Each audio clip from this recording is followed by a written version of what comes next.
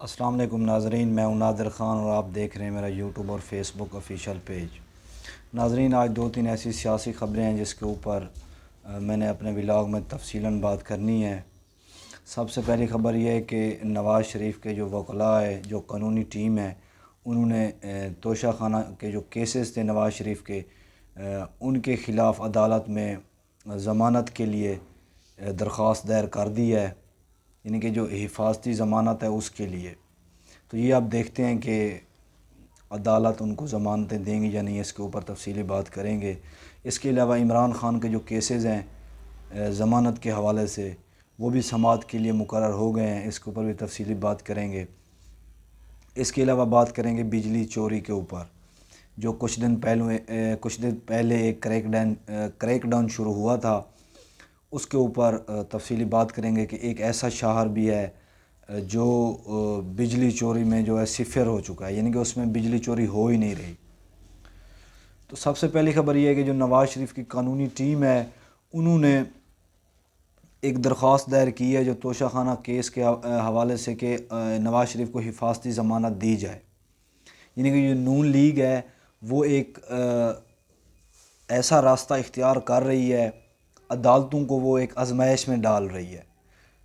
ظاہری سی بات ہے، ایک جب ملزم ہوتا ہے اس کے اوپر اگر کیس ہو تو اس کو یہ حق ہوتا ہے کہ وہ ضمانت کی جو درخواست ہے وہ عدالت میں دائر کر سکتا ہے، لیکن یہ پھر عدالتوں کے اوپر ڈیپینڈ ہے کہ عدالت اس کیس کو کیسے دیکھتی ہے۔ پھر وہ عدالتوں کو اوپر یہ ایک بہت بڑی آزمائش آ جاتی ہے، یعنی کہ نواز شریف تو یہاں سے 4 ہفتوں کے لیے گئے تھے بیماری کا بہانہ بنا کے کہ 4 ہفتوں کے بعد ان کے پلیٹلیٹس جو ہیں وہ ٹھیک ہو جائیں گے، وہ پھر پاکستان میں واپس آ جائیں گے، یعنی کہ وہ سزا بھگتا رہے تھے، جیل میں تھے، وہاں سے فوراً ان کو پھر باہر نکالا گیا تھا، تو ان کو ایک 50 روپے کا ایک اسٹامپ پیپر کے ذریعے سے ان کو نکالا گیا تھا۔ لیکن اب یہ عدالتوں کے اوپر ہے کہ جب وہ واپس آ رہے ہیں 21 اکتوبر کو، تو عدالتیں کیا اپنا وقار بحال رکھیں گی یا اپنے جو ان کی ایک وقار ہے اس کو نیچا دکھانے کی کوشش کریں گے نواز شریف کو ضمانت دے کے۔ یعنی کہ ضمانت حفاظتی وہ پہلے بھی مانگ سکتے تھے، لیکن پہلے انہوں نے ڈیل کر کے وہ ملک سے باہر چلے گئے تھے 4 ہفتوں کے لیے، تو 4 ہفتوں کی بجائے وہ انہوں نے وہاں پہ 4 سال لگا دیے۔ جب ان کو ایک ایسا گراؤنڈ ریالٹی ایسی ان کو مل گئی، ان کی ڈیلیں پھر دوبارہ سے بحال ہو گئیں، تو وہ پاکستان میں آ رہے ہیں۔ تو اب پاکستان میں آ رہے ہیں لیکن ان کی ابھی میرے خیال میں ڈیل جو ہے وہ مکمل فائنل نہیں ہوئی ہے، اسی لیے وہ پھر عدالتوں کو بھی آزمانا چاہتے ہیں، جو معزز جج صاحبان ہیں ان کو بھی آزمانا چاہتے ہیں کہ ہمیں عدالتوں کی طرف سے بھی ایک رہائی کا جو پروانہ مل جائے، ضمانت کا، یعنی کہ ہمیں ایک حفاظتی ضمانت مل جائے، پھر ہم جب یہاں پہ آ جائیں گے تو پھر دیکھا جائے گا، پھر ضمانت پہ ضمانت ہم پھر لیتے رہیں گے عدالتوں سے۔ تو یہ اب سارا جو بوجھ ہے وہ ججز کے اوپر، عدالتوں کے اوپر آ گیا ہے کہ انہوں نے اپنے وقار کو بحال رکھنا ہے یا اس وقار کو جو ہے نیچے دکھانا ہے جو عدالتوں کی ایک وقار بنا ہوا ہے۔ تو میرے خیال میں نواز شریف کو بالکل بھی جو ضمانتیں کی جو درخواست ہیں ان کو بالکل بھی ضمانت نہیں دینی چاہیے حفاظتی، ان کو یہاں پہ آتے ہی فوراً گرفتار کر لینا چاہیے، ان کو کسی قسم کا بھی ریلیف نہیں دینا چاہیے۔ بظاہر تو یہی لگ رہا ہے کہ جو نگران حکومت ہے ان کو ریلیف دینا چاہتی ہے، کیونکہ جو ہمارے نگران وزیر اعظم ہیں انوار الحق کاکڑ صاحب، ان کے مختلف میڈیا بیانز ایسے ہیں، انہوں نے مختلف صحافیوں کو پروگرام میں اس طرح کے بیانات دیے ہیں، ان کے بیانات سے لگتا ہے کہ وہ نواز شریف کو ریلیف دینا چاہتے ہیں، لیکن ریلیف وہ دے نہیں سکتے، کیونکہ ریلیف جو ہے وہ ان کو صرف عدالتیں دے سکتی ہیں، اس کے علاوہ اور کوئی نہیں دے سکتا۔ تو اب یہ عدالتوں کے اوپر ہے کہ ان کو ریلیف دینا چاہتی ہیں یا نہیں دینا چاہتی، کیونکہ یہ جو جیل کے معاملات ہوتے ہیں، جب ایک عدالت سزا سنا دیتی ہے تو اس سزا کو معطل یا ضمانت پہ، حفاظتی ضمانت پہ ملزم کو بھیجنا، یہ بھی ایک عدالت کا کام ہوتا ہے، ججز کا کام ہوتا ہے،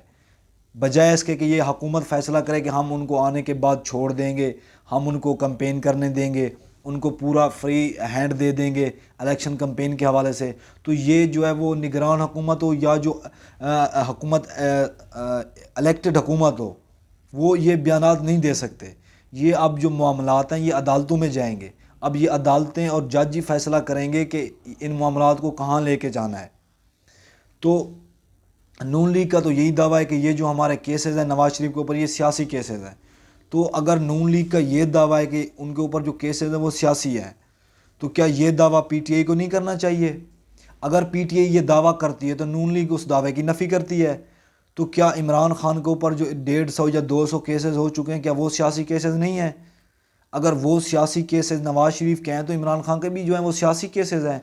جھوٹ کے اوپر مبنی ہے، تو کیا عمران خان کو ضمانتیں نہیں ملنی چاہیے؟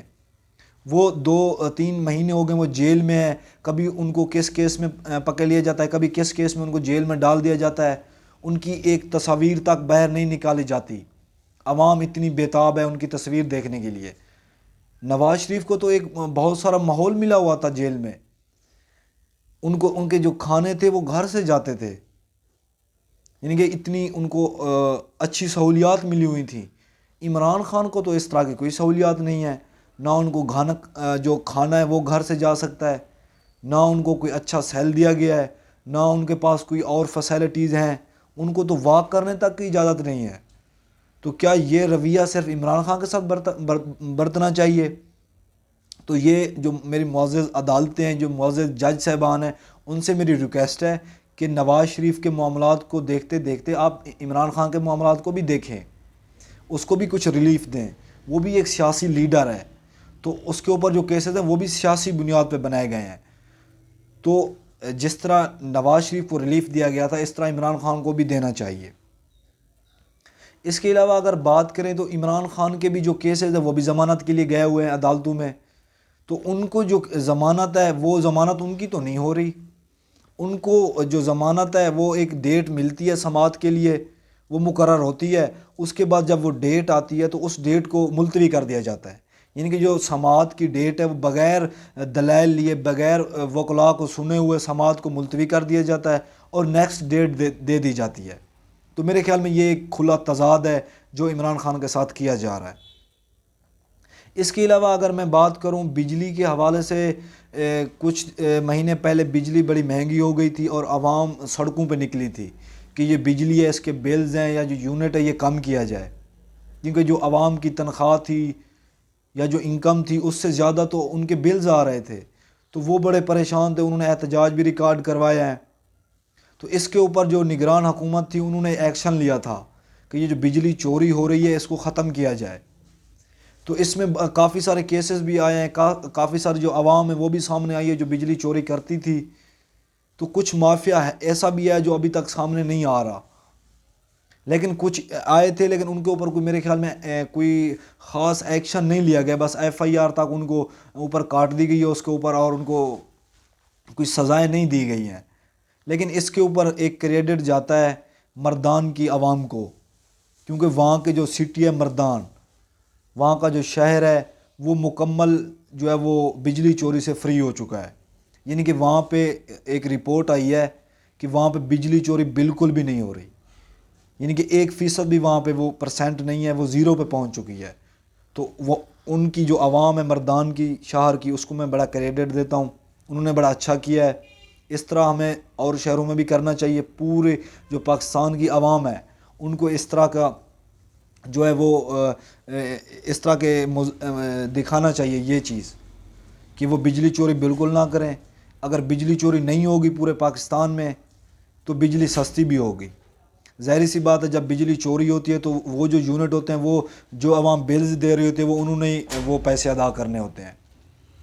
تو اس طرح مردان کی طرح پورے پاکستان میں ہر شہر کو جو ہے وہ اس طرح جو ہر شہر کی عوام ہے اس کو اس طرح کا مظاہرہ کرنا چاہیے، بجلی بالکل چوری نہیں کرنی چاہیے۔ لیکن اس کے ساتھ ساتھ جو پورے میرے ملک پاکستان میں ایک مافیا بھی ہے جن کی بڑی بڑی فیکٹریز ہیں، وہ بجلی چوری کر رہی ہیں، یا جو مافیاز کے ساتھ ملے ہوئے ہیں لوگ، وہ کچھ پیسے دے دیتے ہیں، کچھ وہ جو ہے بجلی چوری کر لیتے ہیں، تو یہ مافیا بھی جو ہے وہ بڑا ہمارے ملک میں مسلط ہوا ہے۔ اس مافیا کو بھی تھوڑا خیال کرنا چاہیے، بجائے اس کے کہ وہ غریبوں کا خیال کریں، لیکن وہ پیسے بنانے کے چکر میں عوام کو مزید مشکلات میں ڈالتے جا رہے ہیں۔ آج کے لیے اتنے، ناظرین مجھے اجازت دیجیے، اللہ حافظ۔